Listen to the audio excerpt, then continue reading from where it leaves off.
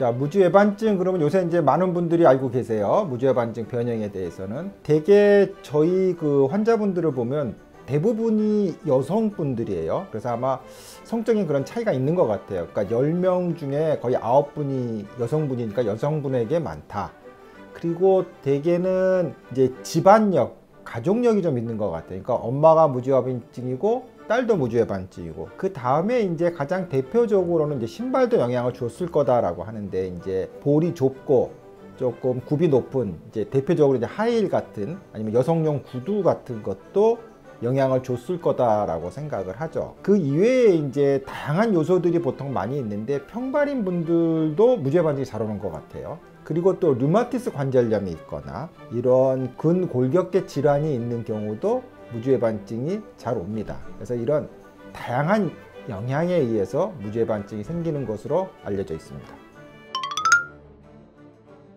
자, 무주외반증은 이제 우리가 생각을 해보면 엄지가 옆으로 두째 발가락으로 삐뚤어지면서 이제 변형이 오는데, 일단은 엄지가 반듯하지 못하기 때문에 우리가 정상적인 보행을 할 때 엄지에 가는 힘도 있고 다른 두 번째, 세 번째, 네 번째, 다섯 번째 발가락으로 가는 힘도 골고루 이제 이렇게 균형이 잡혀야 됩니다. 근데 이제 엄지가 휘어 있으면 그쪽으로 힘이 안 가요.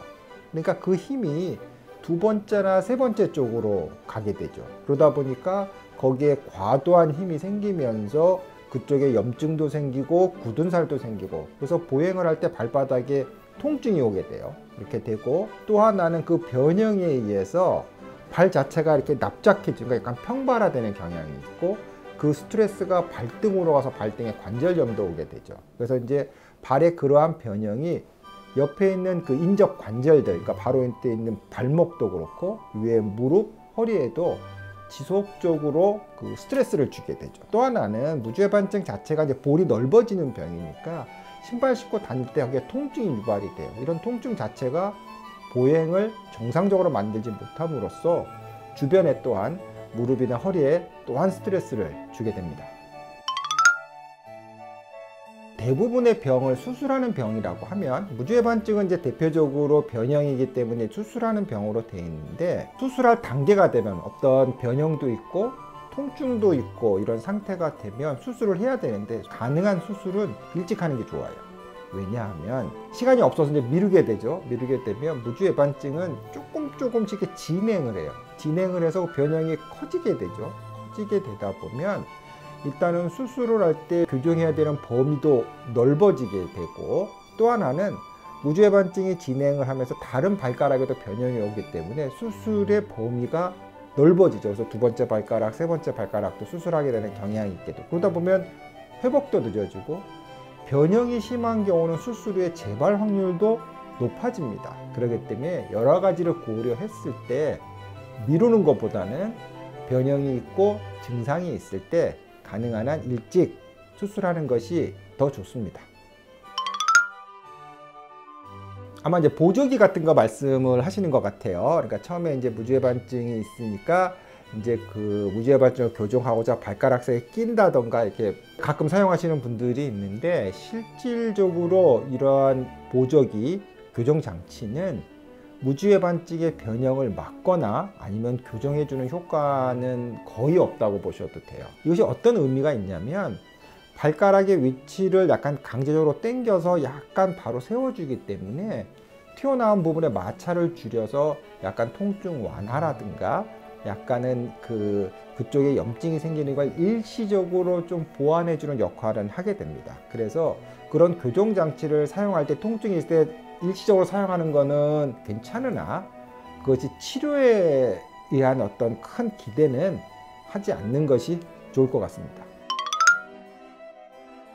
자, 미카 그러면 최근에 이제 많이 하세요. 저 역시도 전체 수술을 보면 한 6대4 정도로 미카 수술을 더 많이 하는데, 미카 그러면 이제 그 영어의 준말이죠. 미니멀 인베이시브, 그러면 적게 연다는 거예요. 적게 연다는 거. 이제 특징이 일단 제일 먼저는 흉이 적다는 거죠. 근데 흉이 적다고 해서 수술을 대강 하는 건 아니에요. 흉이 적고, 또 하나는 이 특징이 이 그 수술의 그 구조상 이 고정력, 이제 교정을 하고 나서 이 잡는 힘이 강하기 때문에 이 시간이 지나면서 이 재발 확률이 좀 떨어지는 것 같아요. 이 부분은.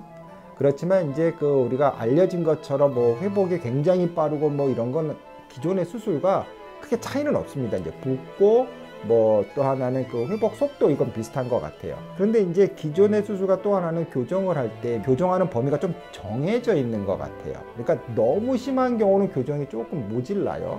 그렇기 때문에 그런 경우는 기존에 열어서 맞춰주는 방법을 택합니다. 크게 보면 흉이 적다고 하는 부분, 또 그리고 이제 일부 그 부분에 있어서 고정력이 강하기 때문에 조금 재발 확률이 적다라고 하는 장점이 있고, 또 교정의 범위 한계가 있기 때문에 너무 심한 경우는 미카보다는 열어서 하는 것이 좋겠다 하는 이런 것에 장단점이 좀 있습니다.